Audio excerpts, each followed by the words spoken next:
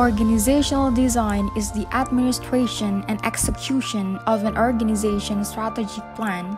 This means that the organization strategy determines the optimal organizational design. In addition, it also means that there aren't really any organizational design best practices. Organizational design is more about creating the best fit between the strategic choices of the organization and the organizational setting. This is represented in the figure below. Organizational design is determined by the strategic direction of the company, aka the vision, mission, and goals of the company. These lead to strategies that the company competes on, which are enabled through the organizational design. The 5 organizational design principles. One of the most difficult things in organizational design is about what we are designing. The obvious answer would be the organization. However, what exactly is it that we are designing about the organization? This is where the 5 organizational design principles come in. The first one, specialization principle. This principle states that boundaries should exist to encourage the development of specialist skill. The best there is if any specialist cultures, which are entities that have to be different from the rest of organization, have sufficient protection from the influence of the dominant culture. The second one is the coordination principle. This principle states that activities that are done should be coordinated in a single unit. This unit can be a business unit, business function, horizontally coordinating, overlay unit, sub-businesses, co-resource unit, shared service unit, project unit, or parent unit. The third one is knowledge and competence principle. This principle states that responsibilities should be allocated to the person or team best fits to do them. This means that tasks are retained by higher level based on their knowledge and competitive advantage. The fourth one is control and commitment principle. This principle is about having effective control on the hand while maintaining engagement and commitment on the other hand. This is always a balance. The fifth one is innovation and adaptation principle. This principle states that organizational structure should be sufficiently flexible to adapt an ever-changing world. These 5 principles are affected by different factors in the internal and external environment of the organization. Earlier, we spoke about strategy. 5 factors affecting organizational design. There are 5 factors that greatly impact organizational design. These factors are: first, strategy. Strategy dictates the strategic priorities of an organization. This is the most important influencing factor of organizational structure and design. Second, environment. The environment a company operates in influences its strategy but also dictates how it positions itself. In a rapidly changing environment, the organization has to design for more flexibility or adaptability, while in a stable environment, the organization can optimize for efficiency. Third, technology. Information technology is a key enabler for decision making. The state of IT impacts organizational design as well. Fourth, size and life cycle. The organizational size and life cycle also impact the organizational structure and design. Fifth, culture. The organizational culture is another key element that impacts organizational structure and design, and vice versa. Design also impacts culture. When an organization is structured and designed in a way that fits its purpose, it will result in organizational effectiveness. Organizational effectiveness includes obtaining resources that the company competes on. Efficiency, meaning there is smooth operational process and little wastage and effectiveness. Strategy. The organizational strategy is the most important starting point for the organizational structure and design. Different strategies justify a different organizational design. Environment. The environment also impacts organizational structure and design. The industry, raw materials, labor, and market market, international governmental, and socio-cultural influences on shaping career design to different degrees. The most important factor is environmental stability. There are two dimensions that influence environmental stability. Simple, complex dimension. This refers to the degree to which external factors influence the organization and competition. These are multiple for large companies such as AT&T and British Telecom, where all previously mentioned factors account. Stable and unstable dimension. This refers to the elements in the environment that are dynamic. Big consumer brands like McDonald's are influenced by online media. They are highly visible on platforms like Twitter, Instagram, and TikTok, and a single tweet or blog post can greatly damage a brand. On the other hand, public utility companies have been stable for a long time. A highly stable and similar environment justifies standardized and non-dynamic organizational process. Technology. Technology greatly influenced organizational design. We saw this through the COVID crisis, where many companies effortlessly went digital and some even closed their office. Information technology also enables organizations to become more decentralized, improve horizontal coordination through intranets, and external collaboration become possible through extranets. Size and life cycle. Size is another factor impacts organizational design. Small organizations are usually responsive, flexible, flat, organic, and entrepreneurial. Large organizations create value through efficiencies, have a global reach and brand, a more stable market, and put more emphasis on managers.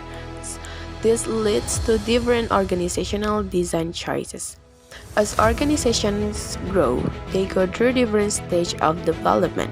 Knowing which stage an organization is in helps to spot misalignment between the organizational goals and strategy and the organizational structure. In addition, it helps to identify which crisis the organization is likely to face. Culture.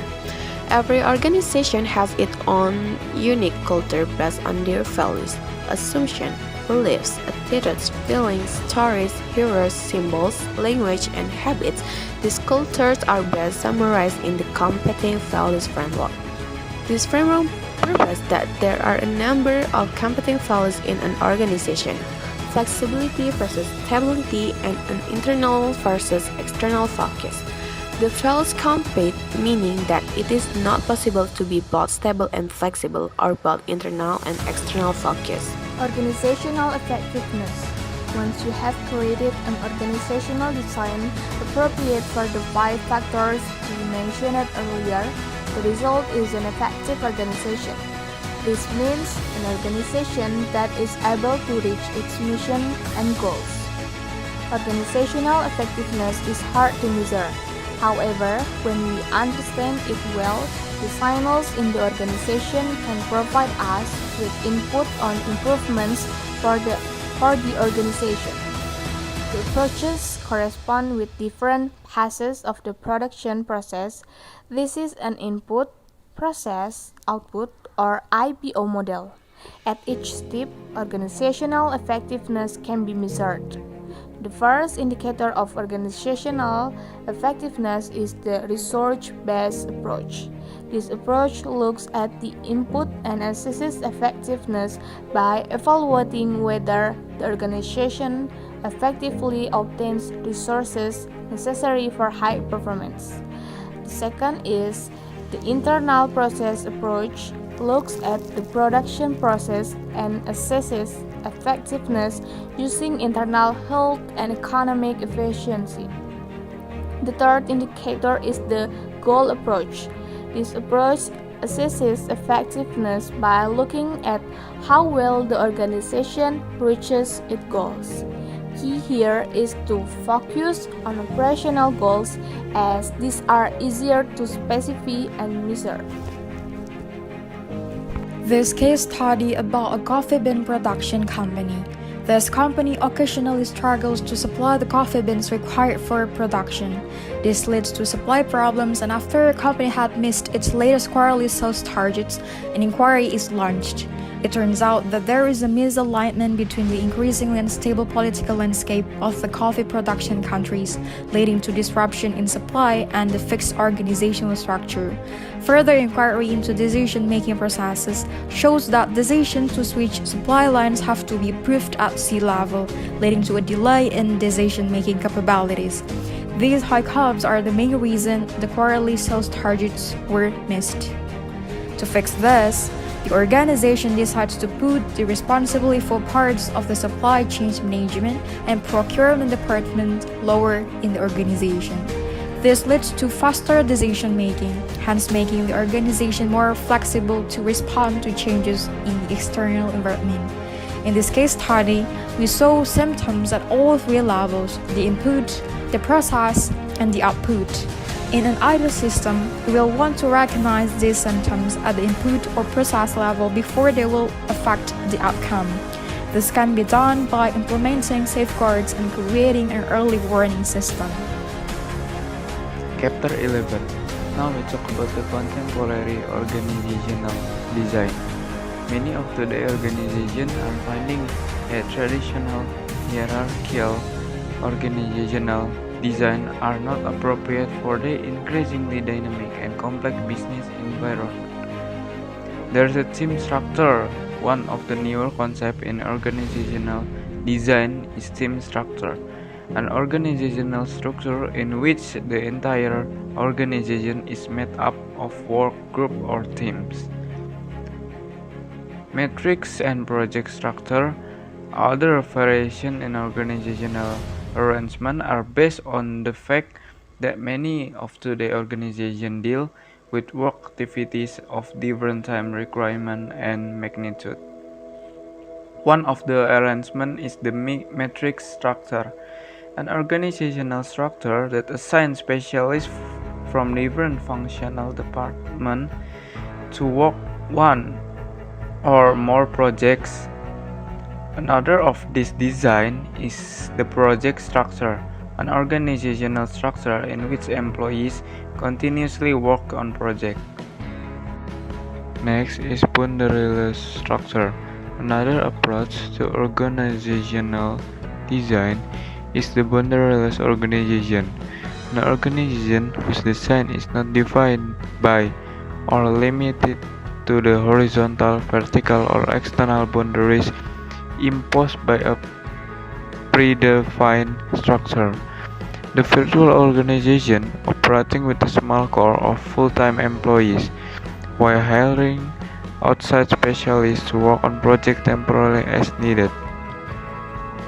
The network organization using its own employees to do some work activities while using network of outside suppliers to provide other needed components or work process. Now, the learning structure.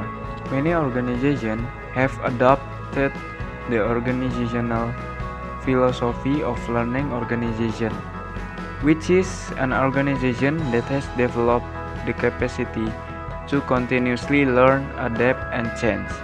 Those type structure of contemporary designs have advantages and disadvantages. First one, team structure. Employees have more control and involvement, minimize obstacles between functional areas. It has no obvious hierarchy of command, and team performance is under pressure. The second one is matrix project structure. Design that is fluid and adaptable to environmental changes. Quicker decision making, but the difficulty of allocating people to projects and conflicting personality and task. The third one is boundaryless structure. Extremely responsive and adaptable. Makes use of ability wherever it is found, but inability to control and difficulty in communication. The last one is learning structure. Sharing of information throughout the organization, source of long-term competitive advantage, but employee reluctance to share knowledge out of concern for losing their position of authority. and there are a lot of seasoned workers that are close to retirement. Organizing for collaborating, organizations need to be more flexible in how work gets done. Throw in the fact that innovation and the ability to bring innovations to market quickly is critical, and you can begin to appreciate how traditional top-down decision making that strictly follows the chain of command and narrowly defined functional arrangement might not be the best structural mechanisms to do this. A. Internal collaboration. When managers believe that collaboration among employees is needed for more coordinated and integrated work efforts, they can use several different structural options. The first one is cross-functional teams, using team-based structures because they found that teams are more flexible and responsive to changing events than are traditional departments or other permanent work groups. The second one is task forces, which is a temporary commit or team format to tackle a specific short-term problem affecting several departments. The third one is communities of practice. Groups of people who share a concern, a set of problems, or a passion about a topic, and who depend their knowledge and expertise in that area by interacting on an ongoing basis. B. External collaboration. When managers seek out to help solve problems, they are engaging in external collaboration. External collaborations comes in two forms. First one, open innovation. These forms opens up the search for new ideas beyond the organization's boundaries and allows innovations to easily transfer inward and outward. The second one is strategic partnership, involving collaborative relationships between two or more organizations that continue their resources and capabilities for some business purposes. Flexible work arrangements. As organizations adapt their structural designs to fit a diverse workplace, growing competition, customer demands, and new technology, we see more of them adopting flexible working arrangements. Such arrangements not only exploit the power of technology but give organizations the flexibility to deploy employees when and where needed. Telecommuting is a work of arrangement in which employees work at home and are linked to workplace by computer. Telecommuting provides the company a way to grow without having to incur any additional fixed costs such as office buildings, equipment, or parking lots. Some managers are reluctant to have their employees become laptop hobos. Employees often express the same concerns about working remotely, especially when it comes to the isolation of not being at work. Managing the telecommuters then becomes a matter of keeping employees feeling like they're connected and engaged. Compressed work weeks, flex time, and job sharing. Compressed work week is a work week where employees work longer hours per day but fewer days per week. Flex time is a scheduling system in which employees are required to work a specific number of hours a week but are free to vary those hours within certain limits. Job sharing is the practice of having two or more people split a full-time job. Contingent workers. Contingent workers are temporary, freelance or contract workers whose employment is contingent upon demand for their services. A. As organizations eliminate full-time jobs through downsizing and other organizational restructuring, they often rely on a contingent workforce to fill in as needed. B. One of the main issues business face with their contingent workers is especially those who are independent contractor or freelancers is classifying who actually qualifies as one. C. Another issue with contingent workers is the process for recruiting, screening, and placing. These contingent workers where their work skills and effects are needed. D. As with full-time employees, it's important that managers have a method of establishing goals, schedules, and deadlines with the contingent employees. Next is today's organizational design challenge. A. Keeping employees connected. Today's managers face the major challenge of keeping their employees connected to their organizations. since these employees are often situated in widely dispersed locations and are constantly moving. B. Managing global structural issues. Researchers have concluded that although structure of organizations around the globe are similar, cultural uniqueness is maintained because of differences in behavior within companies in different areas of the world.